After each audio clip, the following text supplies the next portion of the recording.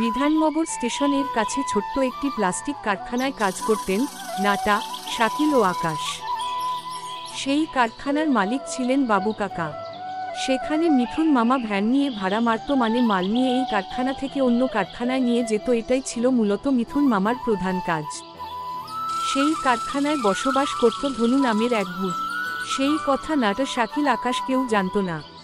একদিন শাকিল ও আকাশ কাজে যায়নি। সেই দিন নাটা একা কাজে যায়। তারপর থেকেই শুরু হয় ভূতের উৎপাত।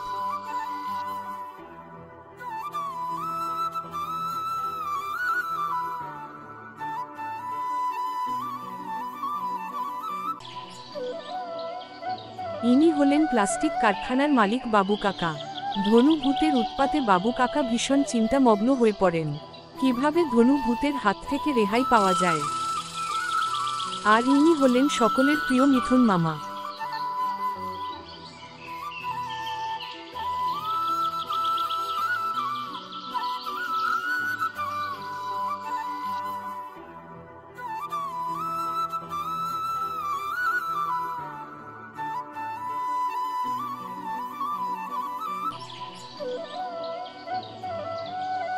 ইনি হলেন প্লাস্টিক কারখানার হেড শ্রমিক নাটা।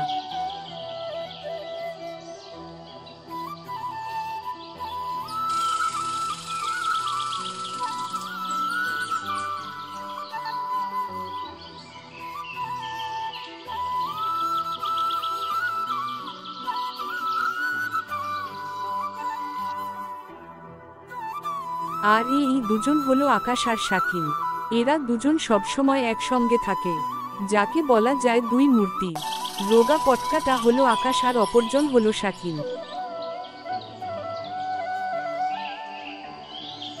নাটা, শাকিল, আকাশ, তোরা যা কাজে বস। তোরা খুব ফাঁকি মারা ধরেছিস। আজকে নেটে আসছে না কাজে, কাল শাকিল আসে না, পরশু আকাশ আসছে না। তোরা সবাই কি লাগিয়েছিস? এইভাবে কি কাজ হয়? তোরাই বল।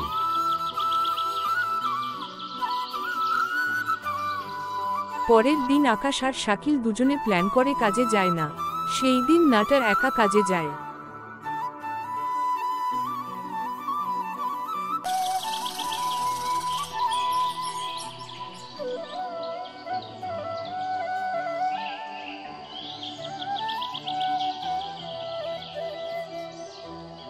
কিরে নাটা, আজকে আকাশ, শাকিল কাজে আসবে না?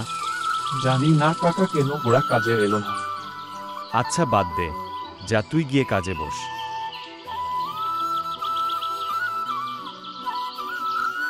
এই বলে বাবু কাকা ওখান থেকে চলে গেল।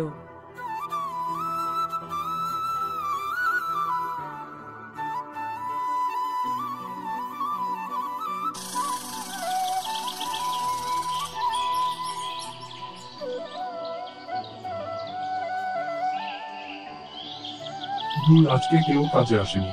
একা একা কাজ করতে ভালো লাগছে না। আজকের যেন গাটা ছমছম করছে, ভয় ভয় লাগছে।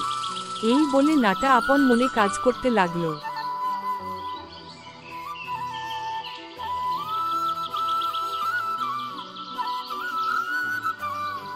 যাই দেখি তো কিসের এত আওয়াজ আসছে। এই বলে নাটা জঙ্গলের দিকে ভয়ে ভয়ে যেতে লাগলো।